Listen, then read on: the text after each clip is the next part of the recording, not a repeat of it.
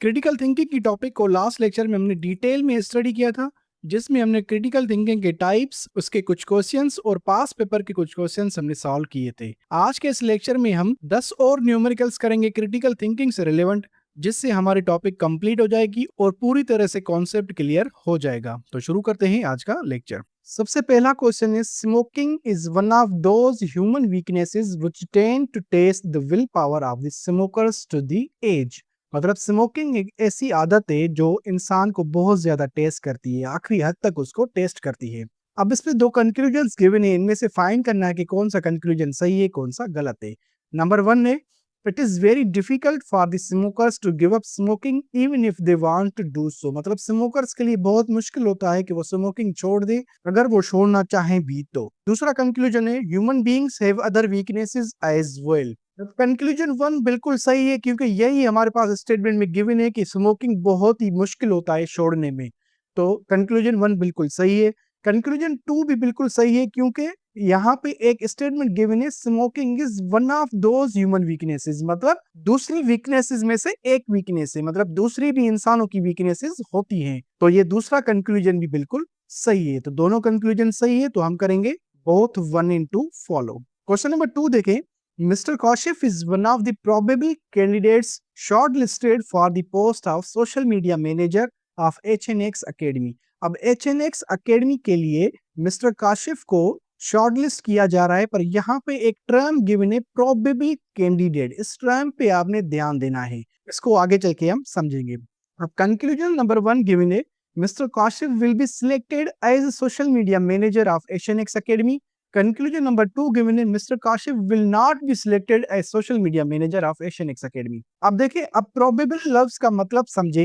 probable लफ्ज का मतलब है मुमकिन, मतलब इसकी सिलेक्शन हो भी सकती है, इसकी सिलेक्शन नहीं भी हो सकती। probable लफ्ज जो है वो मुमकिन सूरत हाल को शो करता है, मतलब कोई भी सर्टेनिटी नहीं देता, ये हो भी सकता है, नहीं भी हो सकता, ये कंडीशन शो करता है लफ्ज प्रोबेबल। तो ये दोनों कंक्लूजन्स हो सकते हैं, नहीं भी हो सकते। तो जब दोनों कंक्लूजन्स हो भी सकते हैं, नहीं भी हो सकते, तो हम करते हैं आइदर वाला ऑप्शन, आइदर 1 और 2 फॉलोज। क्वेश्चन नंबर 3 देखें, ये एक लेंदी क्वेश्चन है, वीडियो को पास करके खुद आप इस क्वेश्चन को रीड करें इंग्लिश में। मैं जस्ट आपको एक समरी बताता हूँ कि टाइगर के शिकार करने का तरीका बताया गया है और उसके टीथ और क्लास के बारे में जिक्र है। अब कंक्लूजन यहाँ पे दिया गया है कि human beings are natural prey of tigers. अब ये कहीं पे भी डिफाइन नहीं किया गया क्वेश्चन में कि ह्यूमन बीइंग्स टाइगर के नेचुरल प्रे होते हैं। नेचुरल प्रे का मतलब है कुदरती, जिसे आसानी से शिकार किया जाए। तो ह्यूमन बीइंग्स टाइगर के नेचुरल प्रे बिल्कुल नहीं होते, और कहीं पे भी क्वेश्चन में भी डिफाइन नहीं किया गया ये।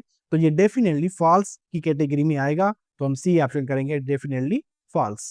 क्वेश्चन नंबर 4 देखें। अब क्वेश्चन नंबर 4 में वही स्टेटमेंट रिपीट किया गया, तो आप खुद उसको सॉल्व करके देख लें। क्वेश्चन नंबर 5 देखें, you know that your suit is excellent when people ask about your tailor Who tailored the suit। इसका मतलब है आपका सूट बहुत ही अच्छा है अगर लोग आपसे पूछें कि ये सूट आपने कहाँ से खरीदा है या कहाँ से सिलवाया है। अब इसके दो assumptions given है हमारे पास। नंबर 1 है, people do not ask about your tailor if your suit is not good। अगर आपका सूट अच्छा नहीं होगा तो लोग आपके टेलर के बारे में नहीं पूछते। नंबर 2 स्टेटमेंट है, people want to know the criterion of an excellent suit। अब assumption नंबर 2 देखें, assumption नंबर 2 कहीं पे भी क्वेश्चन से स्टेटमेंट से मैच नहीं करता। तो ये assumption नंबर 2 जो है वो explicit assumption है। explicit का मतलब होता है false, और नंबर 1 assumption बिल्कुल सही है। मतलब जब आपका सूट अच्छा है तो लोग आपके टेलर के बारे में पूछते हैं, तो जब आपका सूट अच्छा नहीं होगा तो लोग आपसे जाहिर सी बात है टेलर के बारे में नहीं पूछेंगे। तो नंबर 1 अजम्पशन बिल्कुल इम्प्लीसिट है। इम्प्लीसिट का मतलब है वो ट्रू है, सही है। तो सिर्फ 1 अजम्पशन सही है, तो हम करेंगे A, only assumption 1 is implicit. Question number 6 देखें, it is faster to travel by air Karachi from Lahore. मतलब है इसका कराची से लाहौर बाय एयर ट्रेवल करना फास्टर है। assumption इस क्वेश्चन से रिलेवेंट गिवन है। नंबर 1 है, Lahore and Karachi are connected by air. ये assumption बिल्कुल सही है कि जाहिर सी बात है बाय एयर ट्रेवल कर सकते हैं, तो वो कनेक्ट भी होंगे बाय एयर। तो Lahore and Karachi are connected by air, ये assumption बिल्कुल इम्प्लिसिट है। इम्प्लिसिट का मतलब है सही है। assumption नंबर 2 है, there are no other means of transport available to Karachi from Lahore. अब स्टेटमेंट में कहीं पे भी ये जिक्र नहीं है कि कराची से लाहौर आप किसी और तरीके से नहीं जा सकते। तो ये अजम्पशन नंबर 2 बिल्कुल गलत है, एक्सप्लिसिट अजम्पशन है। तो सिर्फ नंबर 1 अजम्पशन इम्प्लिसिट है, तो हम करेंगे A, only assumption 1 is implicit. Question number 7 देखें, should education be made compulsory for all children up to age 14। अब यहाँ पे एक स्टेटमेंट गिवन है, उस पे एक आर्ग्यूमेंट गिवन है। लास्ट लेक्चर में हमने आर्ग्यूमेंट्स का भी पढ़ा था कि कुछ आर्ग्यूमेंट्स स्ट्रांग होते हैं, कुछ आर्ग्यूमेंट्स वीक होते हैं। तो इस स्टेटमेंट से रिलेवेंट आर्ग्यूमेंट्स देखें। Yes, this will help to eradicate the system of forced employment of these children. अब जबकि एजुकेशन हर चिल्ड्रेन के लिए कंपलसरी होगी, तो वो चाइल्ड लेबर को भी रिड्यूस करेगा। तो आर्ग्यूमेंट नंबर 1 बिल्कुल सही है, ये एक स्ट्रॉन्ग आर्ग्यूमेंट है जो इस स्टेटमेंट को फेवर करता है। आर्ग्यूमेंट नंबर 2 है, yes this is an effective way to make an entire population educated. मतलब पूरी पॉपुलेशन को एजुकेट करने का ये बेहतरीन तरीका है, इफेक्टिव तरीका है। तो ये आर्ग्यूमेंट भी स्ट्रॉन्ग आर्ग्यूमेंट है, क्योंकि ये एक स्टेटमेंट को सपोर्ट करता है, उसकी फेवर में है, और बिल्कुल एक सही आर्ग्यूमेंट है। आर्ग्यूमेंट नंबर 3 है, no we do not have adequate infrastructure to educate the entire population. में इसका मतलब है हमारे पास इतने वसाइल नहीं है, एडुकेट इंफ्रास्ट्रक्चर के वसाइल नहीं है कि हम पूरी पॉपुलेशन को एजुकेट कर सके। अब ये एक वीक आर्ग्यूमेंट है कि एंटायर पॉपुलेशन के लिए इंफ्रास्ट्रक्चर मौजूद नहीं है कि हम उनको एजुकेट कर सके। तो ये एक वीक आर्ग्यूमेंट है। नंबर 4 है, yes this would increase the standard of living. अब जाहिर सी बात है, लोग जब एजुकेटेड होते हैं तो अपना रहन सहन बेहतर कर लेते हैं। तो नंबर 4 आर्ग्यूमेंट भी बिल्कुल एक स्ट्रॉन्ग आर्ग्यूमेंट है। तो 1, 2 और 4 स्ट्रॉन्ग आर्ग्यूमेंट है, तो हम ए ऑप्शन करेंगे, only 1, 2 and 4 are strong. Question number 8 देखें, should all school teachers be debarred from giving private tuitions. क्या सभी स्कूल टीचर्स को प्राइवेट ट्यूशंस पढ़ाने से मना किया जाए, रोका जाए? इस स्टेटमेंट से रिलेवेंट आर्ग्यूमेंट है, know the needy students will be deprived of the expertise of these teachers. अब जबकि टीचर्स को ट्यूशन पढ़ाने से रोका जाएगा, तो जिन स्टूडेंट्स को नीड है ट्यूशन की, उन स्टूडेंट्स का नुकसान हो सकता है। तो ये बिल्कुल एक स्ट्रॉन्ग आर्ग्यूमेंट है। आर्ग्यूमेंट नंबर 2 देखें, yes this is an injustice to unemployed educated people who can earn their living by giving tuitions. अब देखिए, जबकि टीचर्स को एक स्टेबल जॉब होती है जिससे वो फुल इनकम अर्न करते हैं, तो ये एक सोशो इकोनॉमिक इशू है। तो ये भी एक स्ट्रॉन्ग आर्ग्यूमेंट है, क्योंकि हमने स्ट्रॉन्ग आर्ग्यूमेंट के टाइप में पढ़ा था कि वो जो सोशल इश्यूज होते हैं उनसे रिलेवेंट जो आर्ग्यूमेंट्स दिए जाते हैं वो एक स्ट्रॉन्ग आर्ग्यूमेंट्स होते हैं। तो नंबर 2 आर्ग्यूमेंट भी बिल्कुल स्ट्रॉन्ग आर्ग्यूमेंट है। नंबर 3 है, yes only then the quality of teaching in schools will improve. अब स्कूल्स में टीचिंग का मयार बेहतर होना टीचर्स का ट्यूशन देने से रिलेवेंट बिल्कुल भी नहीं है।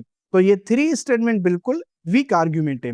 नंबर 4 है, salary of this teachers is reasonable, कि बिल्कुल टीचर्स की सैलरी जो है वो रीजनेबल है। अब जब टीचर्स की सैलरी रीजनेबल हो या ना हो, उनको आप कभी भी रोक नहीं सकते वो ट्यूशंस पढ़ाएं या ना पढ़ाएं। तो ये भी एक वीक आर्ग्यूमेंट है। तो सिर्फ 1 और 2 स्ट्रांग है, तो हम ए ऑप्शन करेंगे, only 1 and 2 are strong. Question number 9 देखिए, ये भी एक लेंदी क्वेश्चन है, इसका सिर्फ मैं आपको मतलब समझाता हूँ कि क्वीन एलिजाबेथ 2, इस पे आप ध्यान दें, क्वीन एलिजाबेथ 2। अब इसकी प्लैटिनम जुबली है, जो 70 इयर्स उसके ब्रिटिश थ्रोन पे कंप्लीट हो गए, तो वो उसने सेलिब्रेट किया था। और वो एक हिस्ट्री में एक एक्ट्स ऑफ कॉन्स्टेंसी मनाया जाता है। और उसका जो रेन है, उसका दौरे हुकूमत जो था, वो post world war 2 era completely उसने हुकूमत की थी, जिसमें उसने कल्चरली उसको अप बिल्ड किया। ब्रिटिश के बीटल्स टू ब्रेक्जिट दोनों प्रोसेस उसने देखे थे। अब कंक्लूजन है यहाँ पे कि there has been another queen of British throne named Elizabeth before her. अब इसका नाम है क्वीन एलिजाबेथ 2, और इससे पहले भी एक क्वीन एलिजाबेथ थी जो कि ब्रिटिश थ्रोन पे थी। तो ये बिल्कुल कंक्लूजन नंबर 1 सही है। कंक्लूजन नंबर 2 है, Brexit is a normal occurrence. अब ब्रेक्जिट जो है वो एक नॉर्मल अकरेंस बिल्कुल भी नहीं थी, और स्टेटमेंट भी कहीं पे भी जिक्र नहीं है कि वो एक नॉर्मल अकरेंस है। तो ये एक गलत कंक्लूजन है। कंक्लूजन नंबर 3 है, Elizabeth was queen of British during world war 2, पर यहाँ पे भी दिखाया गया कि पोस्ट वर्ल्ड वार 2, पोस्ट का मतलब है वर्ल्ड वार 2 के बाद।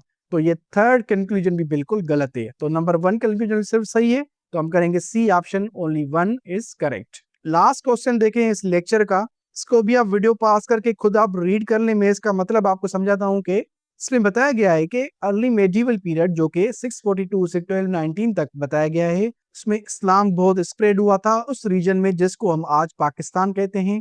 और इस पीरियड के दौरान काफी सूफी मिशनरीज मतलब सूफी तबलीग के लिए आए थे, जिन्होंने एक अहम किरदार अदा किया बुद्धिस्ट पॉपुलेशन को इस्लाम में कन्वर्ट करने का। अब इसके कंक्लूजन्स गिवन है।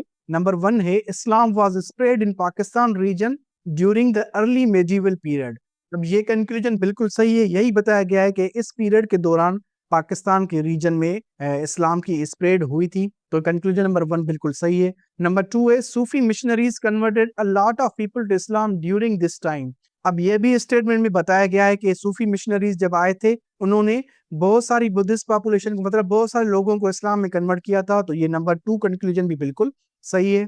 नंबर 3 है it can be said that the Sufis were responsible for Pakistan ultimately being an Islamic country. अब ये कहीं पे भी जाहिर नहीं होता स्टेटमेंट से कि पाकिस्तान का इस्लामिक स्टेट बनना वो सूफी मिशनरीज पे डिपेंड करता था या वो ही उसके रिस्पॉन्सिबल थे, तो ये नंबर 3 स्टेटमेंट गलत है। तो 1 और 2 सही है, तो हम करेंगे B option, only 1 and 2 are correct. अब इस लेक्चर के साथ हमने इंडिकेट लॉजिकल रीजनिंग के सभी टॉपिक्स कवर कर लिए हैं। इस प्लेलिस्ट को हम अपडेट करते रहेंगे और इसमें हम डेली बेसिस पे या वीकली बेसिस पे इसमें क्वेश्चंस ऐड करते रहेंगे जो एमडीकेट के लिए बहुत इंपॉर्टेंट क्वेश्चंस होंगे। तो मिलते हैं अगले लेक्चर में।